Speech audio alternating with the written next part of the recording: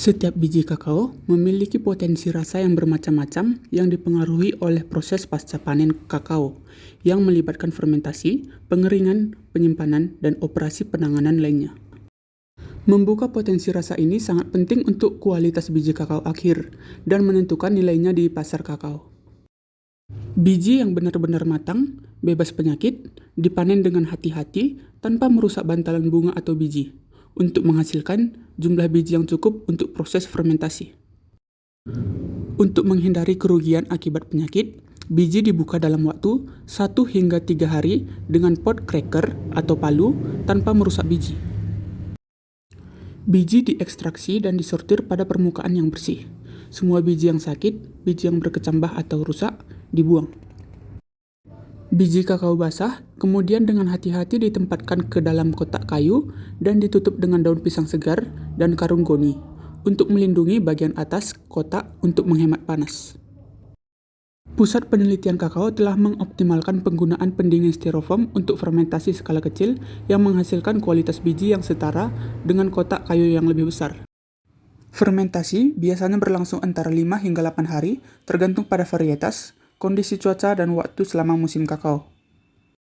Selama fermentasi, biji dibalik setelah 2 dan 4 hari untuk memfasilitasi aerasi dan untuk memungkinkan fermentasi seragam. Selama fermentasi, ada mikroorganisme yang membantu menghasilkan panas dengan suhu mencapai setinggi 50 hingga 52 derajat Celcius. Hal ini memungkinkan produk mikroba untuk meresap ke dalam biji, memecah protein menjadi prekursor, rasa, dan aroma. Titik akhir fermentasi dapat ditentukan dengan penilaian visual dari biji, bau yang diamati selama fermentasi, dan mengukur suhu dan pH testa luar dan kotiledon dalam. Permukaan bagian dalam biji yang difermentasi dengan baik harus memiliki tonjolan yang jelas serta warna pink muda hingga coklat di bagian dalam dengan warna coklat tua ke arah luar. Bau masa fermentasi juga menunjukkan kapan harus mengakhiri fermentasi. Bau buah segar di awal fermentasi berubah menjadi bau alkohol dan berubah menjadi seperti bau cuka pada kelanjutannya dan menuju titik akhir yang optimal.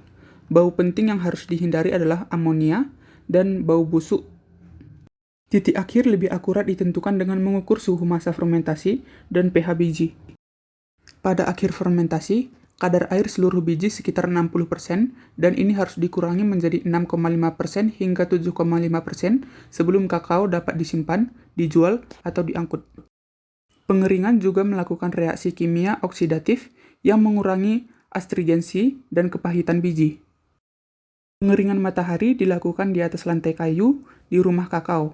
Untuk pengeringan matahari, biji kakao yang baru difermentasi ditaburkan di lantai rumah kakao setiap hari sampai ketebalan tidak kurang dari 5 cm dan dicampur secara teratur dengan berjalan melalui lapisan biji membuat punggung bukit kecil dan alur.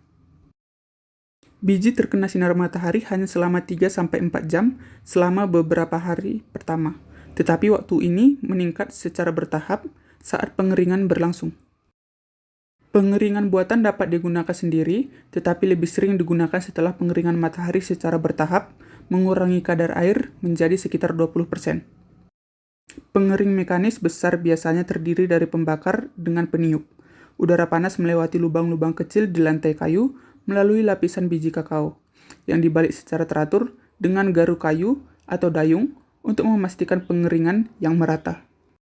Terlepas dari metode pengeringan yang digunakan, laju pengeringan sangat penting untuk kualitas akhir, berimplikasi langsung pada kualitas fisik, kimia, sensorik, dan keamanan pangan biji kakao.